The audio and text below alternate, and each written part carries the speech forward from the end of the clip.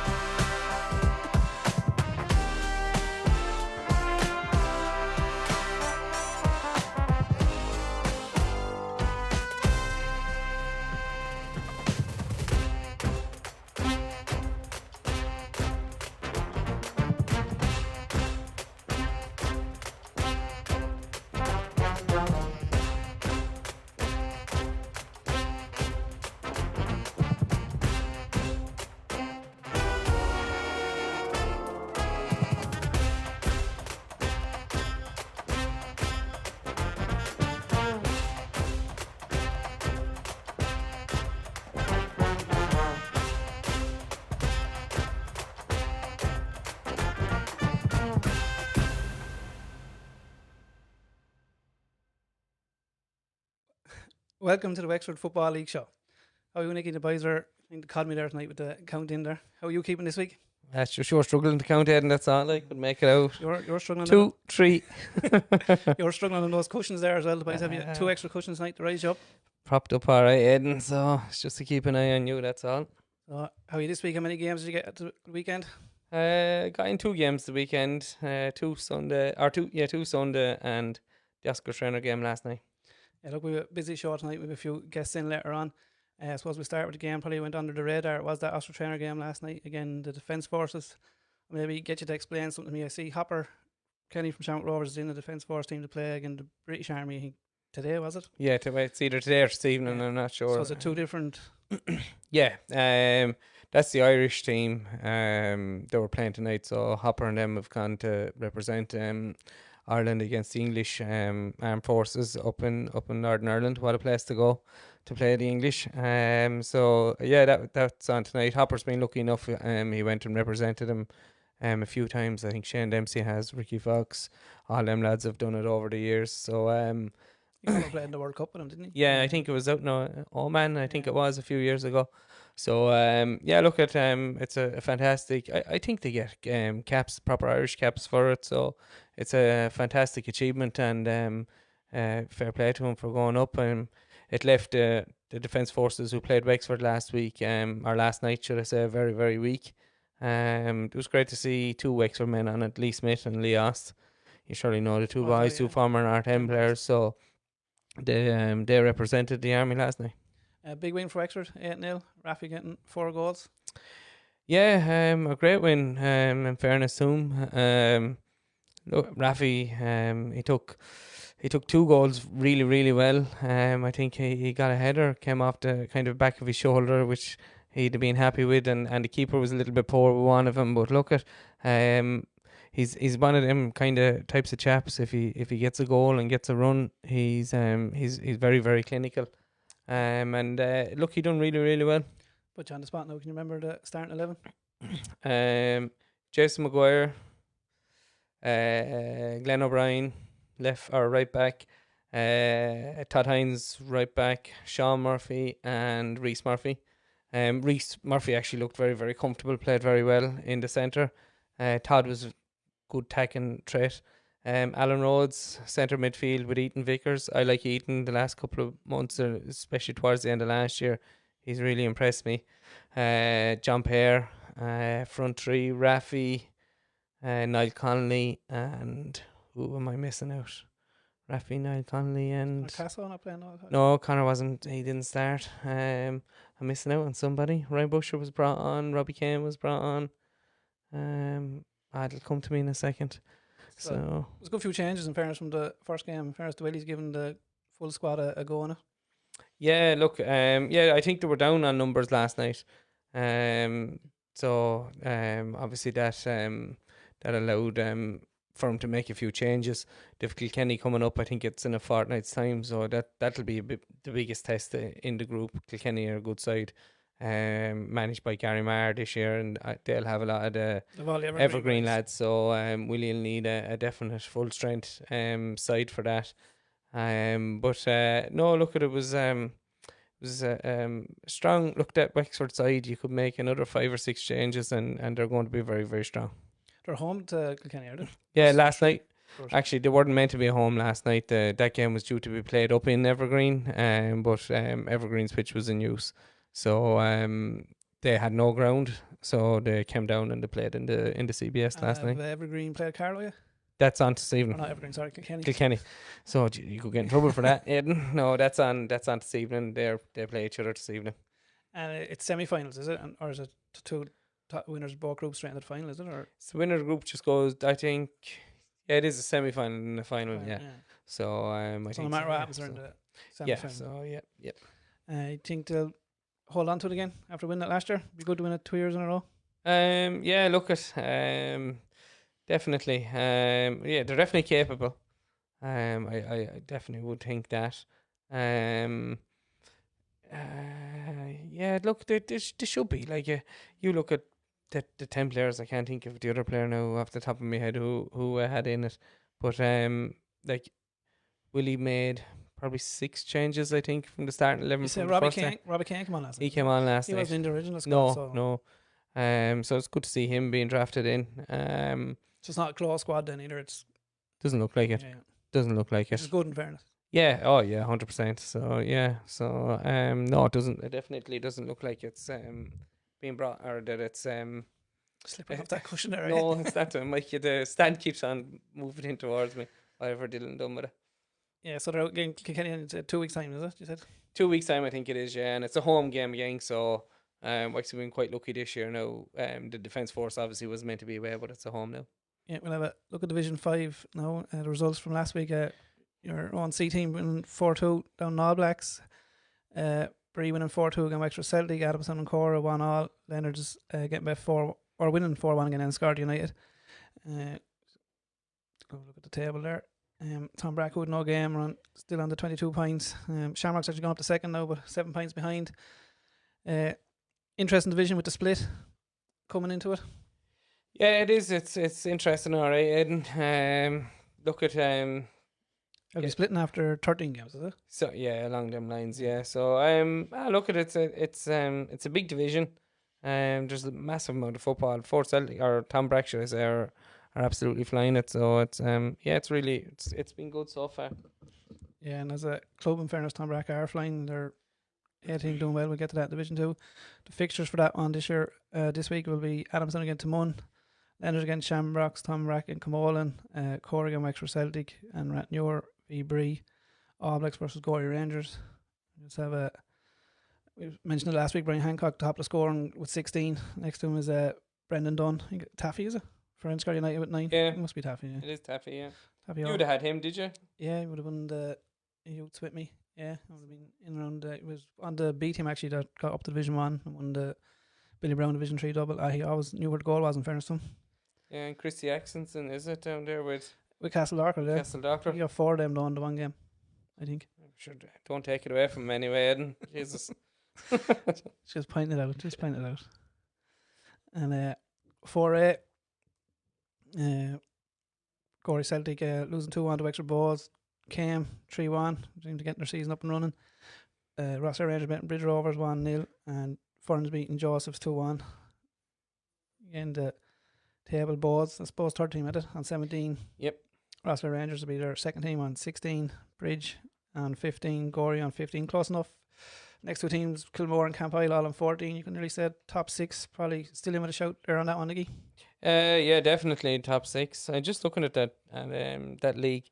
I'd say, to be honest with you, Patrick is going to look for a couple of weeks where it's going to be wet weather to them teams that are not playing. If you look, a lot of them have 8 and 9 games played, so there'll probably be a bit of jiggling. Like, we're only middle of November to have that many games played already. It's unreal. So yeah, it'll be interesting to see. Yeah, and John Whelan of Ferns, he's from Enniscorthy, isn't he? John, 8 goals, and Jeff Carney with 7 goals in that one. Yep. And the fixtures for that one then will be Cam versus Camp Isle, Joseph versus Bowes, Bridge Rover versus Kilmore, Fastnet versus Ross Birkin, and Ross Lair versus Ferns. Just on that there, Nicky, on the fixtures, it looks it's going to be good weather the next couple of weeks. You'd saying then that maybe have to look at the lower divisions to slow down the fixtures a bit, or it could be over too soon? Yeah, well, look, nobody really. I suppose if you run through, if you have another 4 or 5 weeks, say up, 6 weeks to Christmas.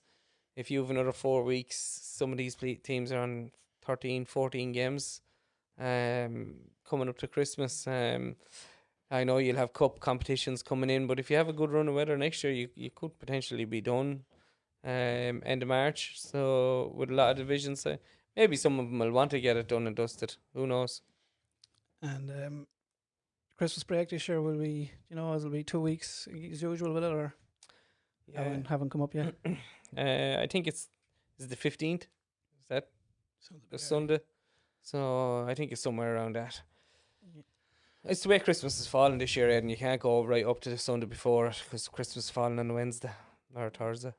We were first guest in with us now. We're going to be surrounded by two Browns on Nicky. We have Minister James Browne with us to discuss the recent good news of funding to Wexford Soccer. Nicky, I suppose the big one was the 2 million last week to Wexford FC. Yeah, look, sure, it's great money. Hopefully, when you say Wexford FC, hopefully we'll all get a slice out of it. We'll get something going down there not in CBS, down in Killeens in Wexford. Yeah, James, that came from the large scale infrastructure funding. Maybe you just explain maybe to the people what that is. Fed up welcoming him. Yeah, so there's a couple of pots of money for sports capital, so there are, and one of them is a sports capital equipment one, then you have the sports capital main pot of money, and then you have the large scale infrastructure sports fund, which is for really big funding projects that you wouldn't be able to get done without that really big funding to inject into it. And over the last few years, in particular in this government, the key with around the sports capital was to broaden out who was getting the funding. And to be traditionally, GA did very well out of it and one or two other sports. So you've seen a lot of funding going into rowing, into boxing, but soccer has done particularly well over the last number of rounds of sports capital and for soccer clubs right across the county. But the large scale infrastructure fund was critical to be able to get the funding into Wexford FC so they could start this new project. And I think Alan Browne is on later and he'll give more details of how the project will work. But the reason it was able to get the funding is because it's a real community-based project going into the heart of Wexford town. And it's not just going to be, say, for a soccer club. It is going to have that social impact, that local impact in Wexford town and right across the county of Wexford. And of course, there was also the funding for the Centre of Excellence up in Enniscorthy as well to get that going as well. I'm sure there'll be more money following. And there is more, like there is help out there, say, for soccer clubs. Like obviously we're more in line with the junior club on this show. There is help out there and there is kind of grants and funding for them, is there? There is. And there will be in further... There will be further rounds. So as I say, in the last 4 years, you've had 2 rounds of sports equipment, 2 rounds of sports capital, and then this round of large scale sports infrastructure fund. I expect there'll be another round of sports capital in about 18 months. So what I always say to clubs is get ready. You know, if you're ready to get the application in, you have your designs, you have your plans, you have the best chance of getting that funding across the line to help you. And you know, look at what other clubs, they're all online, what clubs have got money in the past for. So you mightn't be ready to go for that all-weather soccer pitch, but maybe it's heaters, you know, maybe it's just goals, nets, whatever can help, or it might be something bigger like floodlights. And as I say, so there are those different rounds to cater for the different needs of the clubs. The thing I hear over the last couple of weeks, you're just telling clubs like is be shovel ready. I hear this about just be shovel ready, be ready to go. So that's your advice to clubs, just get yourself in line and there will be help there for you.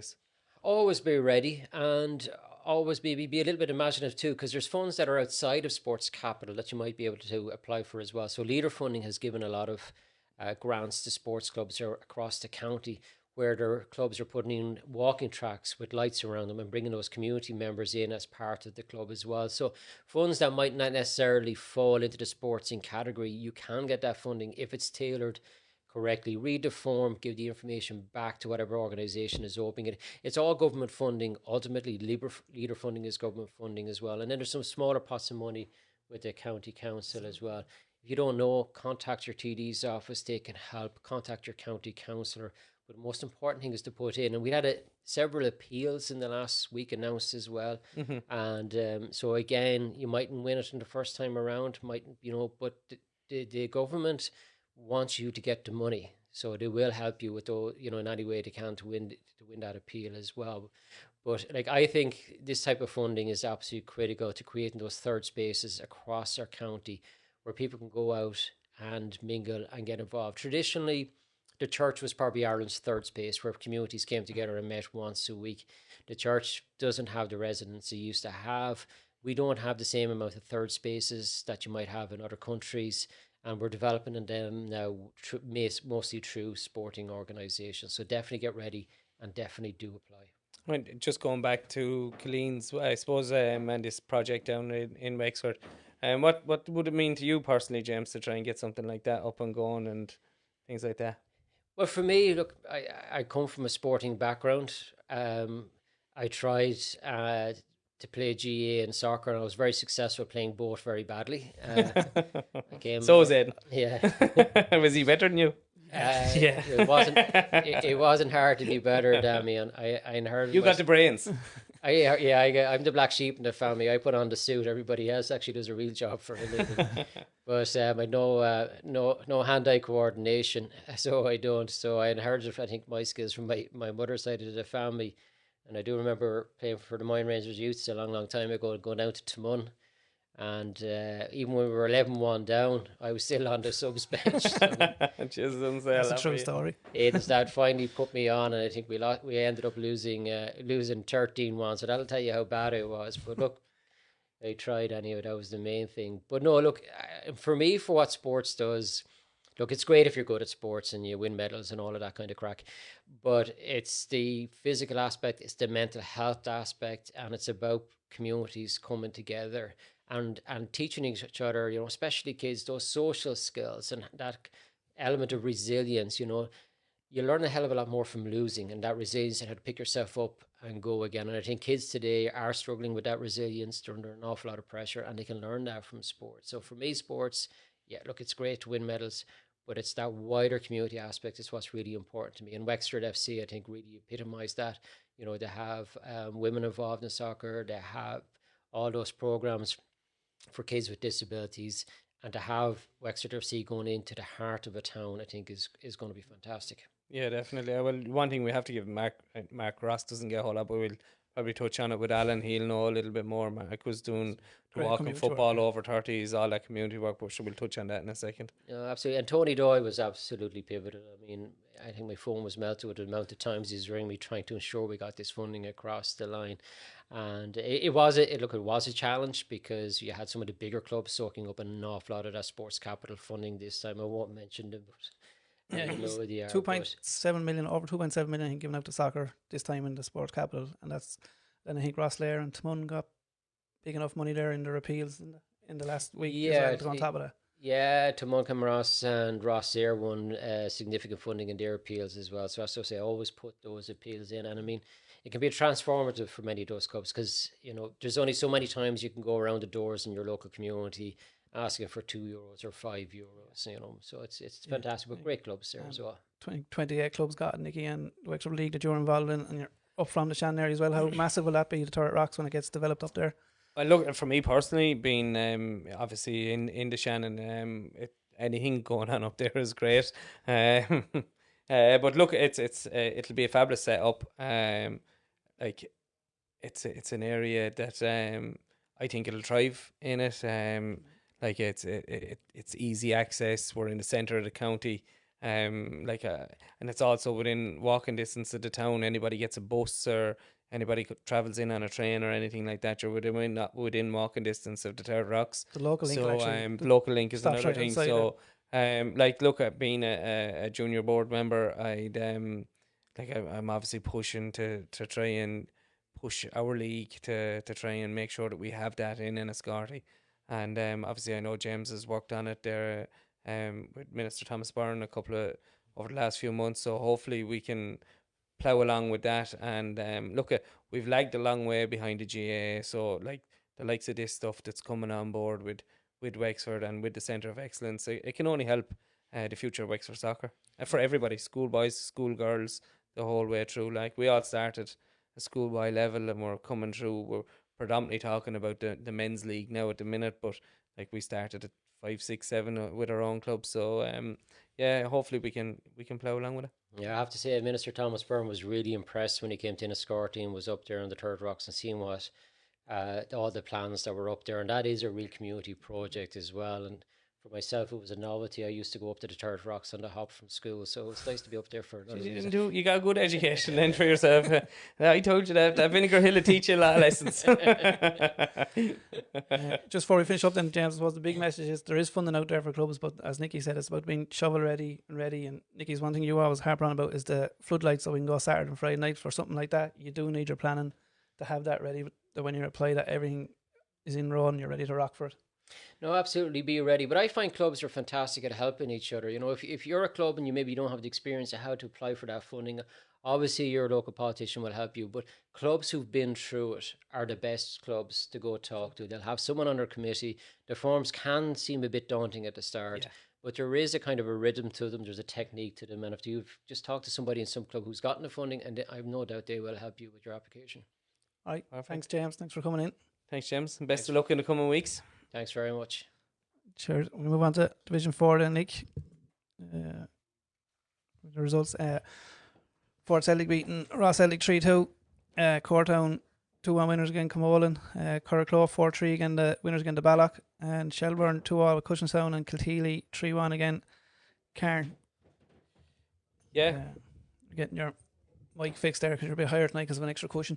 Yeah, no, it was swinging in and out on me there. Eden has a mind of its own. Fort Celtic going well again. We touched on it last week about the teams coming up, that bit of momentum there. Nibs is still over him, and I think he told me he was still playing as well.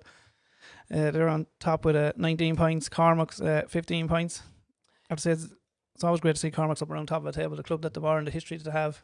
Yeah, and you have to look at there. You've Courtown and haven't been beaten yet. You have Curraclough only after losing one game. So, anybody that top four could potentially. I know Fort Celtic there are a few points clear of the game in hand on Cormac's, 2 games in hand on Courtown. So, I'm damn sure them two clubs won't be giving up. I mentioned Nibs, and then when I went to the stats, he's the top scorer in the division, so he definitely is still playing. With 11 goals, fair going at it. I'd love to know how many are penalties.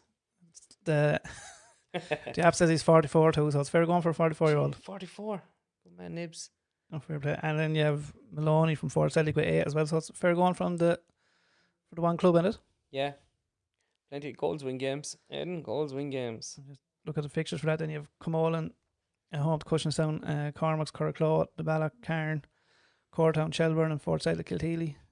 And again, that just on your point earlier about the divisions, that the majority of teams that played 8 games, so they are getting well on there, aren't they? Yeah, 100%.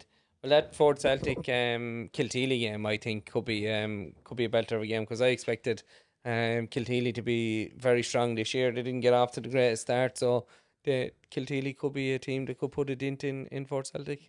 Yeah. Next guest in, another Browne for you, Nicky. Alan Browne of Wexford F.C. No relation this time. No relation. Don't think so, innit? How you lads? How you doing? Good to see you. You do canvas up and down the country, up and down the county. Keep the good name going. The Browne brand. Just Alan, look, we'd probably know you first originally from St Leonard's, you're on the board of Wexford F.C. So maybe just tell us a bit about yourselves, your background and all with Leonard's and all. Yeah, I'm involved in St Leonard's since 2001. Secretary since just a few years after that. And I'm still secretary. They still can't get rid of me. You'd all know Sean Parker and all, Willie Whitty, and Sean's a great stalwart what he did. And Sean's still involved on there as well? Sean's still involved, yeah. He's actually our honorary president, and we're doing a lot of development. You were just talking to James there before. We would have got money as well previous years for an Astro. We still have money now for a building, for a new kind of complex building. Sean drove that again, and he's there marking pitches as he always was, 30 years ago. So yeah, he's great. Great football man, Sean. In fairness, it was great honour for him last year. It was last year, wasn't it, to receive the Pat Whitty Memorial Trophy. So he was 40 years treasurer, So I look at Sean as one of the good lads. Not too many people have bad words to say about Sean. Oh, we're lucky to have him in the club, So he's definitely lucky. Yeah. And your involvement with Wexford FC would have started first with the women's section, I think. Yeah, so I suppose the under-17 girls team, I suppose started in 2018, and Tom Elms, who was manager of the women's that time, asked me would I come in, and it was like the inaugural year of the under-17s. So I came in and I managed the team for 4 years, And I suppose then just got involved in the run of the women's, which I still am. And then obviously Tony came then a year and a half ago in, and we kind of formed a new committee, a new executive board, and just got things up and running with new freshness, I suppose, in Wexford. And then we would have joined. Then both clubs would have been separate, I suppose, different names: Wexford Youth Women and Wexford FC Men. So we joined then, last year, and it's just been fantastic. And the good news has just been month after month after month, and the latest news for the funding is just, I'm not surprised with the work Tony does and the committee does. John Godkin, John Flood, Eileen, there's a huge amount of people there involved in the club, and a lot of people, I suppose, as Tom and Eddie and all, who would have been in it for years, and they're still there, still driving on. So now we have, funding, it's just so exciting what's going on, down there, so I'm delighted to be involved and stay involved, hopefully, and try and get these projects up and running and ongoing. And you said there are two clubs came together, the women's section and men's section. Did many of from the women's then come over into the main board now as well, or is it just yourself? Yeah, no, last year we had the treasurer, Maura, came over, and Dave Casson is the secretary. He's on it as well. John Flood is on it. So yeah, it's absolutely it's equal, you could say. Yeah. But as well as that, I'm heavily involved in the men's side of the club as well now. So is Dave, so is John. So we haven't just kept separate and went across the committee just as a, tick a box. We've absolutely integrated, and it's really good. And the women's team has been always successful down there. How will it come together benefit them now even more again? Yeah, well, it will. I suppose financially it's going to benefit. The men always get a bigger draw, and with the Wexford FC men doing really well the last couple of years, cup semi-final, then getting to the playoffs and all, that's generating extra revenue. The women will benefit from that, because unfortunately the numbers at the women's games, it's just not there, Yeah. Just, I don't know what it needs. It just needs a big push. So the women are benefiting from that. And also, we train together up in IT, up in Carlow as well, and different venues. So then we would share facilities and share the finances and all.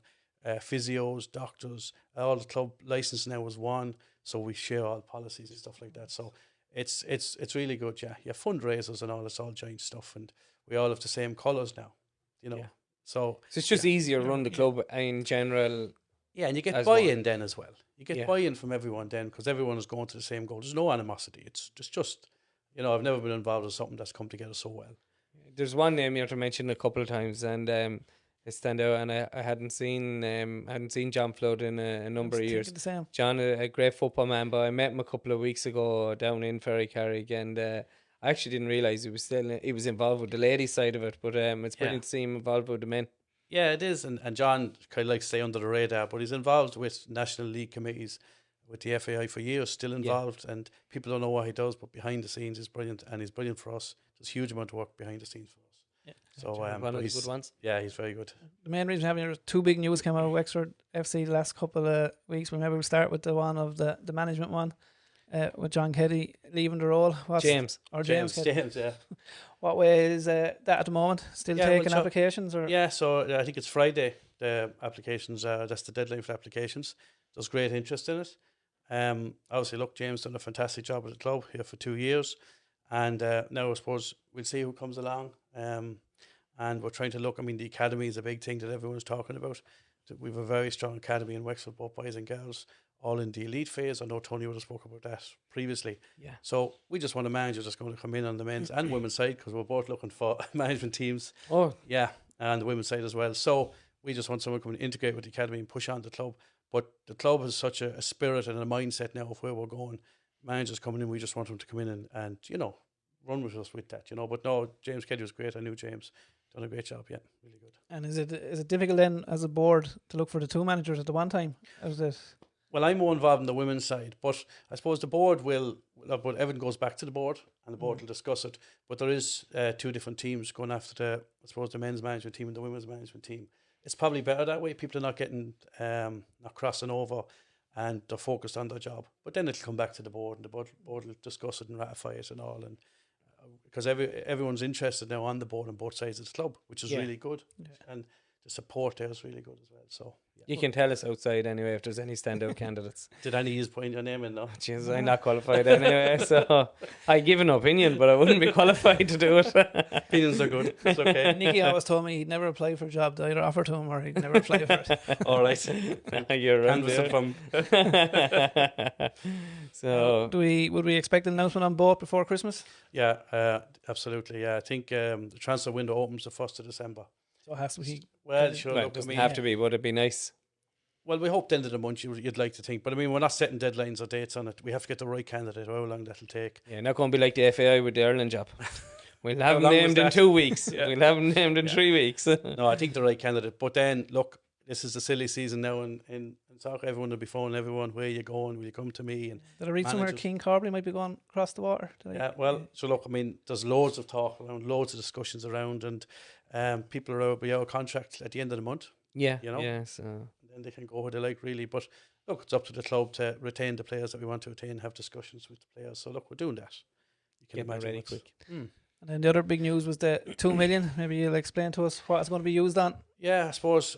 Look, as James would have said, there's a new development there up in Killeen. So you have the Wexford FC development, you have the SCTU development, which is right beside it, and then the county council have different projects as well going on around it. So yeah, I mean, look, the master plan down there is 2 full-size Astro pitches, training pitch, and then a stadium. And the 2 million that we got, and look, James was instrumental in that. The work he done was, some people don't see what we're done behind the scenes. We had Eddie Taff and the council, Caroline Godkin, like people like that who just really supported this, and it's a community project. That's what it is. It's going to be the benefit of all football in Wexford. That's what we want to do. So, yeah, I mean, the money, the 2 million, it's a great start. So now we have a foothold. I mean, the council, Eddie and Caroline, have already set up a group. With Steph Antonio involved in the groups, like a steering group. We're already starting to progress the project. To go through exactly, we have Olan is on the design side as well as the architect. He's very experienced. He's put together plans. We had a couple of nights in Ferrycarrig where we presented them to different people that was in the papers and all that, etc. So we're ready to go on it. So we'll sit down with the money. We'll see what part of the project gets pushed on for us. But the main thing is we can put a shovel in the ground very quickly on it and get going, and that's going to be great for everyone in Wexford. Yeah, I hear big talk from people saying that the club needs to be in the centre of a town. How big do you think and important it's that huge. is? We think that's going to be huge in the middle of town.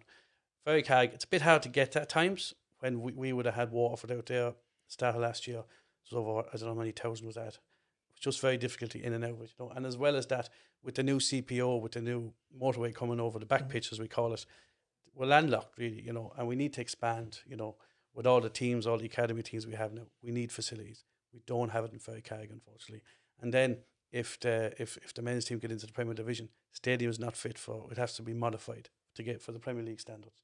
So, we'll now have to be invest out in Killeen, get a brand new stadium, state of the art. All the UEFA guidelines, we've been through that with the FAI. So it's very exciting. And then in the centre of town, it's very accessible to people. People can come in, come out. You can get local bus links or whatever. So all of that, and then the hub as well that we're going to have. You're going to have like bike stands and all the sustainability stuff, the environmental stuff that comes with it. And then we'll just, I suppose, the stadium that's there, we'll have dressing rooms and we'll have meeting rooms upstairs. So you'll have different community groups using it. So it's going to be a hub, a community hub. And then when the college come in beside it, that's fantastic. how far away do you see this, or is there any time length on it? Is it 2 years, 5 years, 10 years? Yeah, well, I suppose the grant that's issued, the large grant, infrastructure grant, they like to see progress in 2 years. So, but the council have already set up. Tony has attended the first meeting, so we would hope next year we would really get it up and running, try and get it out to tender, finalise all the designs. I mean, in 2 years, if we were out there in one of the pitches, wouldn't it be fantastic? But we are striving for that as quick as we can, because we understand how momentum affects a project. And it's been momentous. We done an application. Now we have to fund it. Now we have to take the funding and go out. And the land is already there. The council have looked at it. They're happy enough to run with it. So be quick when you think. I'd say in a couple of years you'll see a lot of action out there. And you just touched on it earlier on, about this is going to benefit the whole of Wexford. Obviously we're predominantly the junior league. We've never been invited to go down and take over Wexford FC, have we, Aidan? No, not So yet. not even on You the might board. have to, you might But obviously, how is this going to help the junior league? Like, so what's there for the junior league for them to buy into all of this? And I'll be honest with you, and I was sitting on the outside, this looks great for Wexford FC at the minute, and everything is Wexford FC, but we keep getting told that this is for the whole of Wexford football. So what's out there for the schoolboys, the schoolgirls, and the junior league? Yeah, well, I suppose the Football Alliance has been set up. Tony's worked in that. So the whole idea with the Football Alliance is that the people on the Football Alliance would be able to integrate down in the new facility. As up in, like, there was 374,000 of another grant that went up to the Centre of Excellence up in Enniscorthy. So Wexford FC, because we're a National League club, we could go for a higher limit of a grant. We got it, and now we're giving that to the Football League, to the Football Alliance. So that's a benefit. The benefit out in Killeen is what's happening in Ferrycarrig at the moment. You have Oscar training matches there. You already have the finals of a lot of the junior clubs that's out there in Ferrycarrig. That will continue out in Killeen. But also we have Astro facilities, 2 brand new Astro pitches for training for clubs. We all know how hard it is to get 5-a-side, 7-a-side and full-size Astros. It's only 1, maybe 2, maybe in the county. So that would be open to all the junior clubs, schoolboys, schoolgirls, all to come up and train on it. It's not going to be a close, it's a community, and it will be a community. And Tony's been very clear, the committee's been very clear on the council on that. So it'll be there for the use. Yeah, well, that's why I wasn't being awkward and asking. No, I just absolutely. This is to be out there for the people, like and this has been done with the support of the junior leagues and all. Support schoolboys leagues, schoolgirls leagues. That's very important to it, because I'm still involved. Most of us are still involved in junior soccer, underage soccer, and like in the county you have Wexford FC. Why shouldn't that just be an extension of that? Why does it have to be different? And we have a lot of people coming in to Wexford FC, boys and girls, playing and going back to their junior clubs. What's wrong with that? It's great. Integrate, then come out and watch the matches. And as well as that, we're talking about Mark Ross as well earlier. I heard at the start of it. But like, that's getting back into the community. And we have coaches coming out. We do camps. We had over 1,000 in the camps last year. Back out to the clubs. The camps are run all over the county. I even see Brian Mullet out this weekend. I think he was down to Moan with their under 16s. So. Absolutely. And we're doing a TY course as well. Brian Mullet is doing the TY course. You have Jim Barnes. So I suppose everything we're doing is community focused. And growing the game. Sorry? And growing the game in the county. Absolutely growing the game. But we're all going the wrong direction. We're all doing this together. We're all getting advice off different people in our clubs and all, so we don't go off on a tangent. And junior clubs, I'm involved as well. No problem. Ground. Just start grounding people. Say, where are you going with this or whatever. So, and we had an open night there in Ferrycarrig actually, and there was a huge amount of people at just presenting the plans of what this new stadium. So support's fantastic. We're very conscious of its community base, and it will stay that way. There's no doubt about that. Yeah. Any ideas anyone has, just fire them in, because we want to know of how can we grow the football, in Wexford, but it is growing. Yeah, anticipation is fantastic. I know it's brilliant. And look at it, this facility comes off, as I said to James a few minutes ago. Like we've been a long way behind the GA for a number of years, and to have a blueprint now of a centre of excellence in Enniscorthy, and to have a look at this stadium that is in line with Wexford, like it can only benefit. I suppose growing up as a child myself, I fought for years with our own county board here about having cup finals down in Ferrycarrig. It's just something different. And I always said that the Quinn Jones Cup shouldn't be any different to the Wexford Cup, because it's their cup final, and exactly. I think it's brilliant, and you're hoping to bring a new growth in the game. What do you think? Yeah, no, I think it's massive. You said, I think it's the fact that you have the Centre of Excellence in Enniscorthy, and then you have the stadium in town. I think for Wexford FC to grow right Ross County, I think they have to look then at Ross and Gorey and having a base in all the 4 main towns. I think it'd be massive for Wexford FC to just. My fear with Wexford FC for the last couple of years was being that there's this disconnect with the junior league, with the clubs, and it's gradually coming. Probably not maybe as quick as I half expected it when the boys went in there. It's probably still not, with players leaving from your schoolboys clubs to the setups. I think that could be done still a little bit better, but it is improving.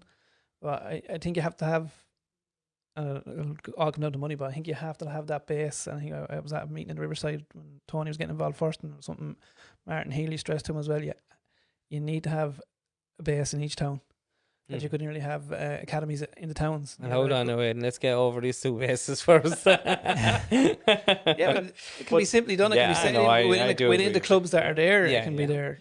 Yeah, but I suppose, look, you're talking about Brian Mullet, came from Ross and all, and there's there's a lot of good clubs around, and that will happen with the integration of everyone. It will happen, you know. It's just going to take time, you know. And then we're talking about Mark Ross. Mark Ross is already doing that in the community, in all the towns. I mean, what he's doing with the pan disability, I think there's over 80 involved. Yeah, that's it. That's Trojan work what he's doing. It's absolutely dementia, brilliant. everything. He's clicked everything. The thing he's doing. Absolutely, you know. Project he's doing in Ferndale, isn't it? Ferndale, I mean, that's a fantastic project. That's just walk-in football, I think, isn't it? Anybody can come in off the street to play, isn't it? Children in there that wouldn't be maybe involved with clubs. And no, but I don't mean walking football. It's just anybody can just come in and he's a Down syndrome team. Then there was young Cahill, Siobhan Briscoe's son. He's involved with the power chairs in front of the papers that are raising money for power chairs for 12,500. So, like, you know, all of that is going on. And Mark Ross is getting around to all different parts of the county. He's integrating with people. I mean, George Lawler's a big advocate in Ferndale, as we know. Yeah. That gets into, and that is, you know, that's heavily funded. I mean, the club are involved, Healthy Ireland and Wexford County Council again are involved. So we see, and there's a connection we're getting there that we don't have with some clubs. And sometimes, you know, clubs, as you're saying, how do clubs come together to, I suppose, work with Wexford FC because of junior clubs? That's another way where people feel comfortable of getting involved and stuff. So all of that is, and that is really phenomenal, like what's going on in that whole pan disability. Like, they're up in Abbottstown in a tournament, an all-Ireland tournament. I mean, it's just to see some of them kids. Like, great having you, Alan. It's great to get your perspective of things going down on Wexford FC. So I'm sure we'll talk to you again. And best of luck picking the two managers. Yeah, let us know. We might have an old flutter on it or something. Nikki's available. Bit of insight. Thanks, lads. Thanks. That's it. Best of luck with picking the two of them. Hopefully you'll get the right ones in place. So they're big calls, aren't they, getting somebody to come in, and especially, I suppose, now that Wexford FC have this ethos on how they want it to go. It's they're both big jobs now to come into, and look at whoever gets it. I suppose we'll have to wish them the best luck, won't we, Eden? Yeah. Right. Cheers, Alan. Thanks very much, lads. We'll go to the Division 3 then, Nicky. The results. Shamrocks 5-1 winners again. Wexford Celtic. Bunclody 2-1 again. Gorey. Adamstown beating Nilegate 3-1. Leonard 4-1 again. Bree. And Wexford Celtic 4-3 again. Oh no, that was last week. Sorry, I've gone too far. Yeah, you're flying it. Some win for Adamstown, wasn't it? Yeah, I was going to ask you, was that the surprise in it? But then Nilegate in the league table played 4, 1-2 lost 2. Yeah, but look at their... I think with the players got in this year, people were maybe expecting them to sit where Bunclody are sitting. Yeah, and to be honest with you, I'm one of them now. I know they only played 4 games so far in that league table, isn't it? 4? 4, but 1-2, lost 2. It's you can't be throwing away that many points in a league, you know. I know people would say they've only played 4 games, but they still have to try and catch up with your Bunclodys and your New Ross Towns, who are not going to be easily caught up on. I was always an advocate of getting in front first, rather than trying to chase, you know. And it'll be Algate are definitely capable of doing it. I'm sure they're looking at the table and say we can win 10 in a row here, and put ourselves right back up in it. But it's not as easy to do as they say. But and in fairness to Adamstown, big club to be in Division 3. I think they'll be looking to come straight up out of that. They're 6 games played, 13 points, and your own team Rovers have 9 played, 14. Bree 7-14.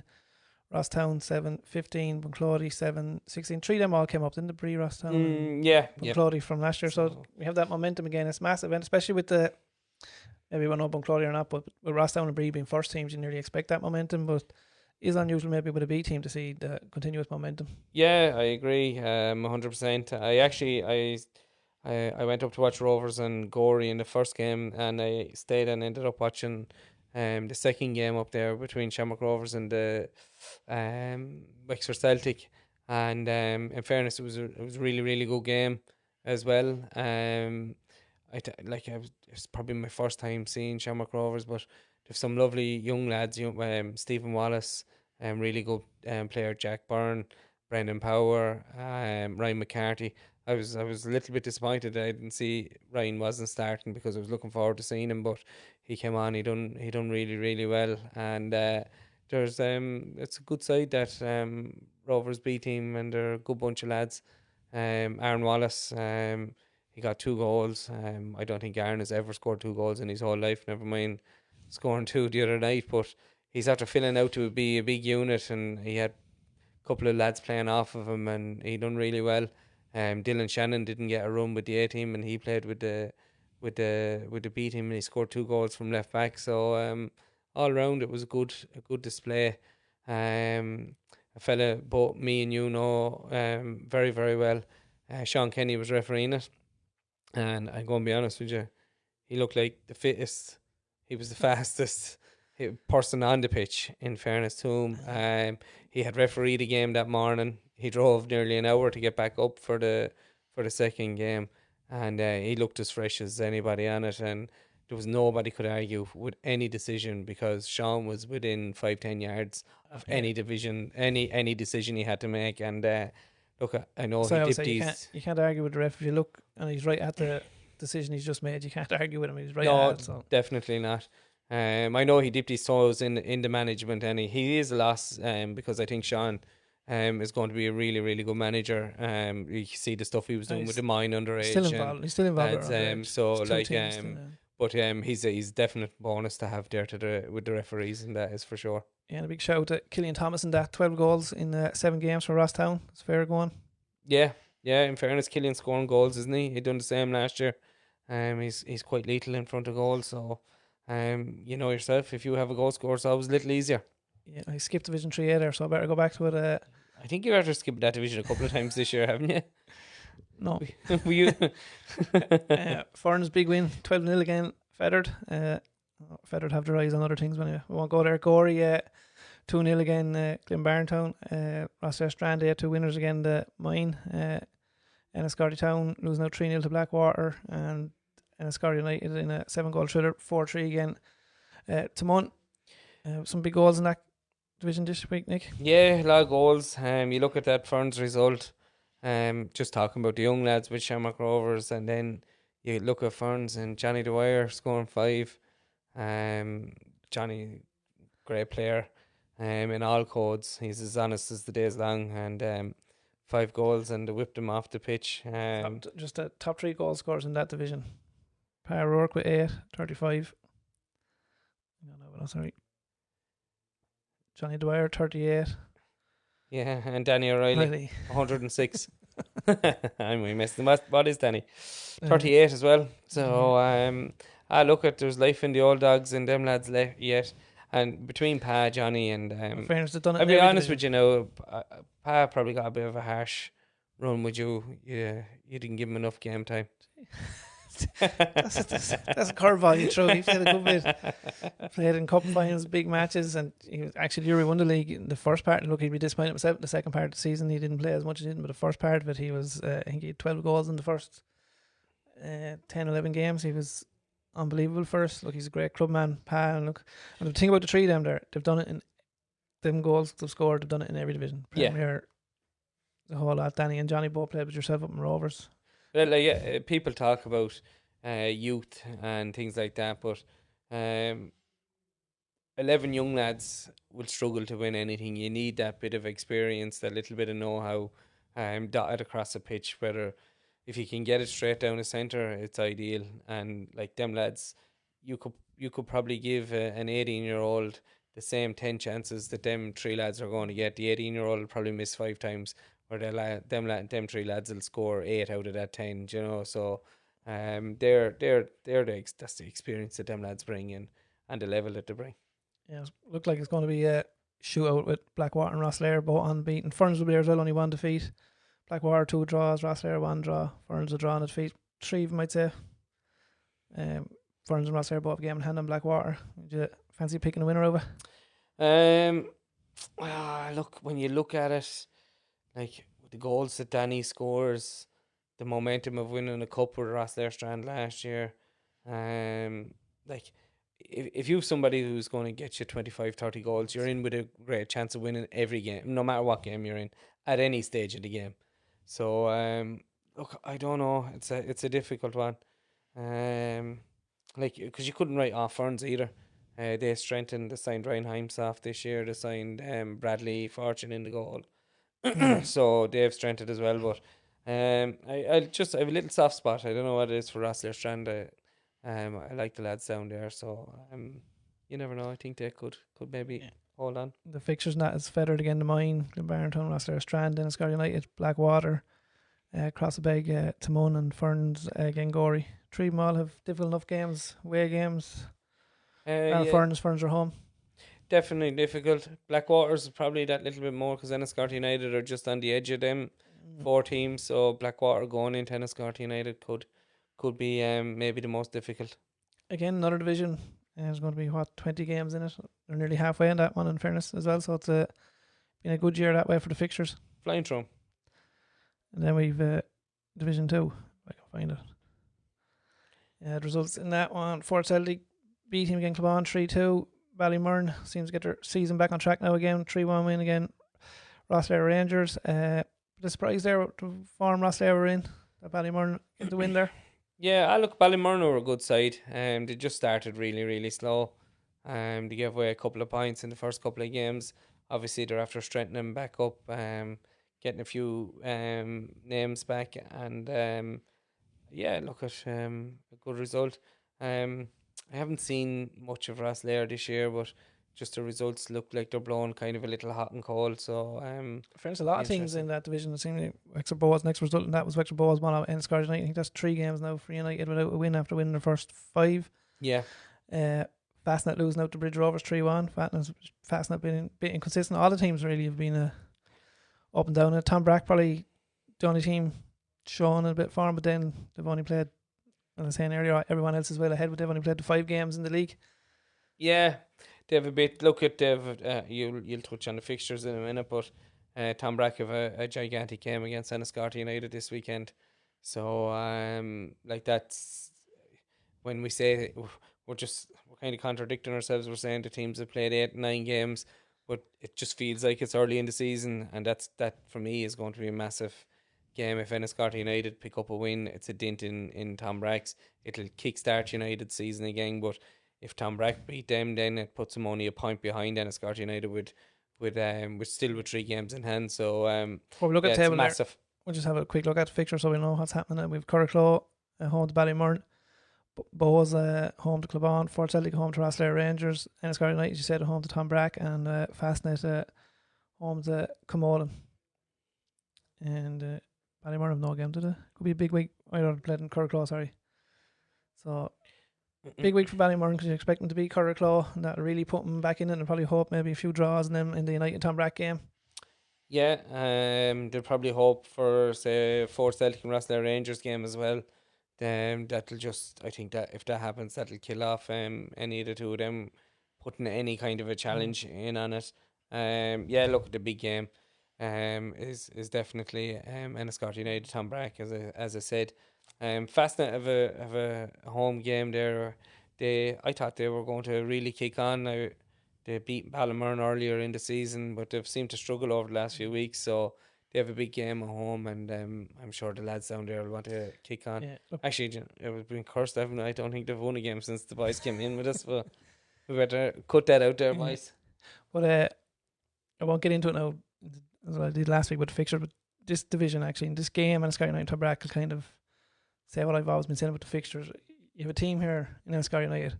We're going to be basically at the halfway stage of the league after the game on Sunday. They're playing Tom Brack. 2 of them are going for the title. And Tom Brack will be basically just gone through quarter of the fixtures. So this is where I don't know how you solve it, but this imbalance of games. You have clubs putting in for free Sundays, you have outside competitions. But is there a case? Yes, funerals. Did Enniscorthy United need to play all those games? I'm sure they wanted to play them. I'm not saying they didn't. I'm sure Bill was mad from the flying. It just goes to what I said earlier on as well. If you're out in front, it's a hell of a lot harder for another team to catch up. United are out in front.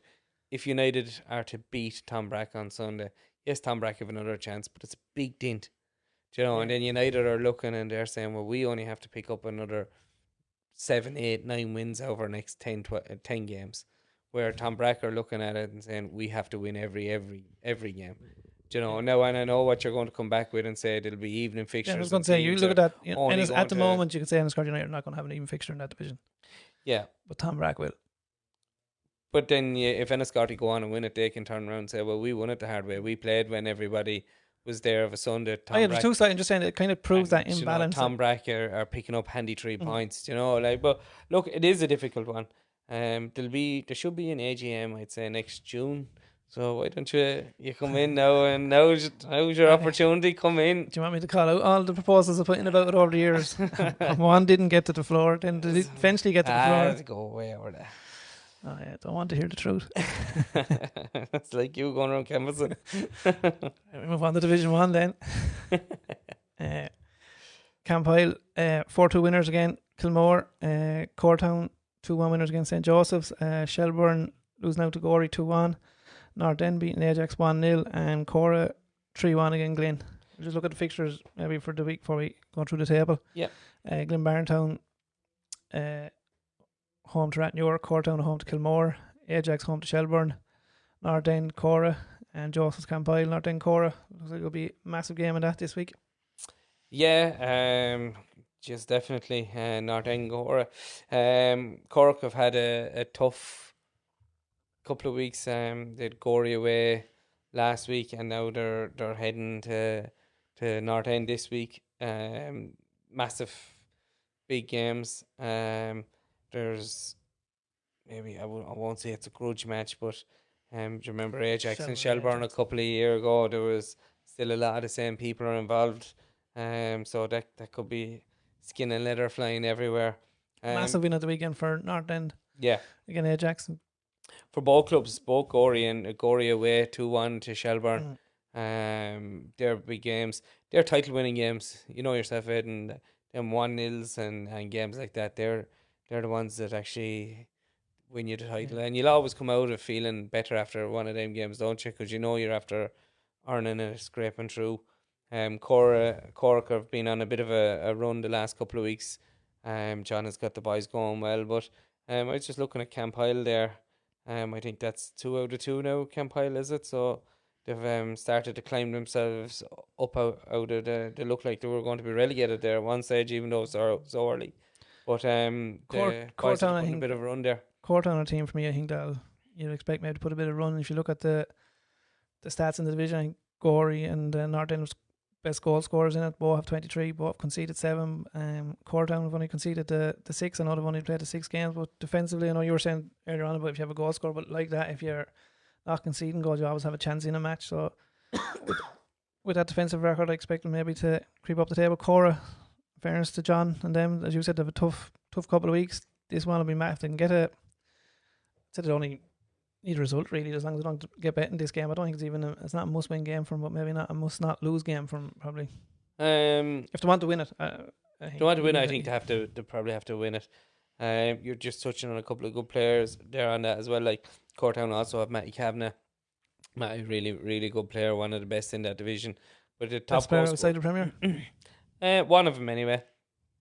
Definitely one of them. But you look at the top goal scorer in that, Jamie Myler. Cracking player. Another he wouldn't be too far behind Mahi, and he'd get into a hell of a lot of teams. He's only 25. He seems like he's around forever. A good player though. Yeah. And Robert Allen from North End with 7. I think he came in from Port Law, didn't he? From the Waterford League, Waterford Division 1. I think. All right. You don't know then, do you? No, I don't. I'm taking your word on that one. And is it too early to ask if Gorey and North End finish in the top 2? What's happening? Promotion, relegation? It'll be. Look at. I had a chat with a few of the lads there from Division 1 last week, and it is something that'll be brought up, and hopefully we'll have a decision before Christmas made on it. So, to be honest with you, I don't think it's fair if they leave it any later after Christmas or anything like that. I would like the league maybe to sit down before Christmas and decide what way it's going to go. Yeah, any surprise in the lower end of the division? The teams maybe not doing as well as you thought?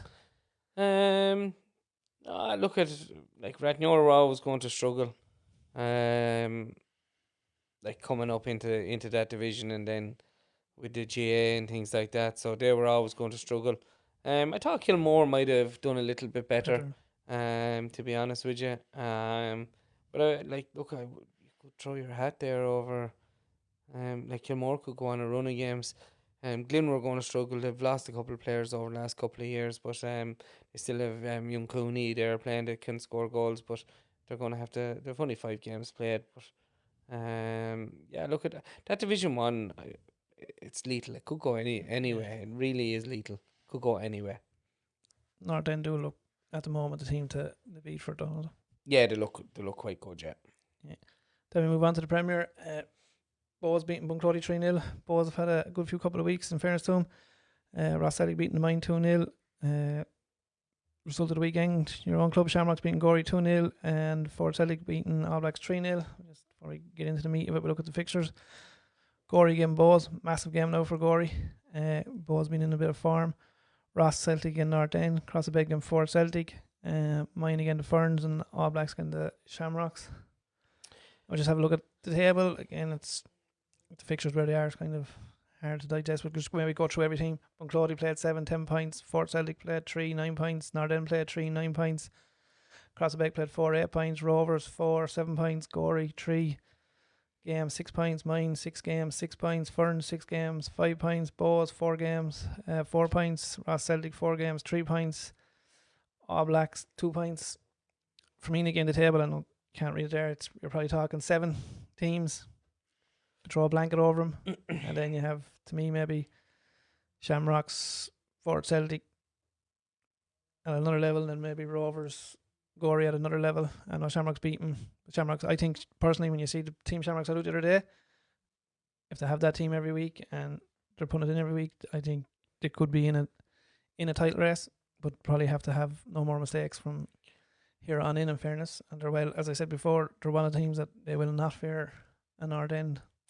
No, they're one of the teams that definitely won't. The Shamrock Rovers had the same team the week before against the Parkville and they were beaten. So, like, that's they need a run now of consistency. They need to get a run of results. So you were saying this week is a big game away at All Blacks? This game is a bigger game than it was last week for me, for the Rovers lads. And I'd be honest, knew what you were going to get last week. You knew they were going to be up for it. I'd be honest with you now, and I thought the Shamrock Rovers, the lads, they played really, really well. They won all the 50-50s that you wanted them to win. They took their 2 goals really, really well. They didn't allow Gorey to play. They forced them into mistakes. They worked really, really hard. They have to do the same thing now against All Blacks because it's expected of them, you know. And it was a really, really good result for them. They played, as I said earlier on, they played well. They got the football down, they moved it, and but they definitely have to build on that. Going down to All Blacks, and if they were to go and beat an All Blacks and go and beat, say your a Ferns, or get a run of a couple of fixtures without getting a North End or a Fort Celtic before Christmas, they could be after playing themselves back into that kind of a position. But that's they have a lot to do. Fort Celtic, probably the ones that have been maybe a little bit impressive. Another good win, 3-0. That's 10 goals for and not a goal conceded, which is a nice record to have, isn't it? Yeah, look, probably big game for them at the weekend against Crossabeg as well, because I think Crossabeg back in April beat them 4-2. I think then the other game last year, I think, was a 5-2 win for Fort Celtic. So there's always goals in that game, maybe. Surprisingly, as you said, defensive record that Fort Celtic have, and Crossabeg would be defensively strong. Usually don't concede a whole lot, in fairness to them. Yeah. So I think that'd be big. I think if Rovers and Fort Celtic are going to be in the title race, if it's going to be a 4-team title race, they have to win these 2 games. And I know it's 3 points no matter what, but I think they have to win them with a bit of class, or want of a better word, have to go win these 2 games. Yeah, we're to frighten maybe North End and Gorey, just to show these 2 are going to be here. I disagree with you. I know 3 points. 3 points. You get in, a goal goes off your backside in the 91st minute. Who cares? Yeah. Do you know, like you're 3 points. You're where you want to be. But I think just to set their stall down to North End, like chase North End and Gorey, like you could. Like some people would say after the weekend, the league is over. But I'll be honest now, and this weekend is quite, obviously there's a full fixture list, Premier there, and it's kind of whetted your appetite. Like it's first time this year. Yeah, you've Gorey Bows, like Gordy have to bounce back after last week. A lot of their players are playing Oscar Trainer this week. Bose had everybody rested. They'll be going up. They'll go up to Gorey now, looking at what Shamrock Rovers done last week, and think we've nothing to fear. You know, then you have probably the two most successful clubs in the whole of Wexford in Ross Celtic North End battling each other. You throw in the two Ross Celtic chaps. Celtic got their first win last week. You know, like, so that'll be another, that there's a story to add to that one. Crossabeg Fort Celtic. Some of the Fort lads were saying the other evening that Crossabeg can be a bit of a bogey team to them. So obviously Joe will be going at that and want to test him. Me, you, and probably everybody else have been saying Fort Celtic have been the fourth best club, or the third best club in Wexford at the minute. Our team, should I say? Joe will want to see where Crossabeg are in that, because they're one of in the next group that are definitely going to try and break in. Mine and Ferns, you're nearly letting that slip under the radar. That's a massive club to both, massive game to both. Like, the Mine have been steady enough without being spectacular this year. They're obviously that have been proven difficult to beat. They've drawn 3, won 1. So so like they're doing a certain amount of things right. Probably struggling to score goals a little bit, but like that could come. So that's a massive game. Due back, I think, a couple of weeks from his injury. So yeah, so James will help out on that. Like, you just throw in another. Calum is the next Mine manager. He's now Ferns manager going in. Jamie Fox, the next Mine player, going back into the Mine for Ferns. So like, there's a load of little hidden stories in a lot of them fixtures, and every game has something to ride on, whether it's a little bit of pride or testing you where you are. So I'm looking forward to the weekend. Yeah, would you agree with me about maybe 7 teams down there near the 7 teams you could throw a blanket over? Maybe it looks like that. Maybe Crossbeg could come over. This week will tell a lot on that, actually. Yeah, no, this week will. I know you were saying a little bit about Shamrock Rovers. Shamrock Rovers are to beat All Blacks. I'd agree with you, but it's about getting that consistency and getting that right. That's the little tweak that they have to get.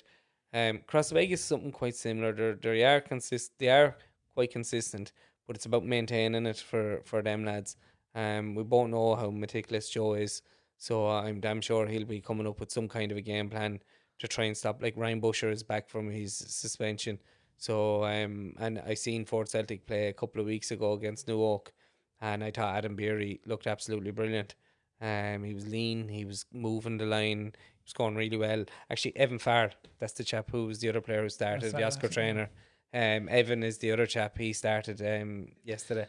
So he's another one there. That's, he's joint top scorer with 5, 2 assists, so it's not a bad. Yeah, so well, I apologise to Evan for not thinking of in 3 games. So he's another one then that is going well. So like, Joel definitely have his hands full, picking up them 3.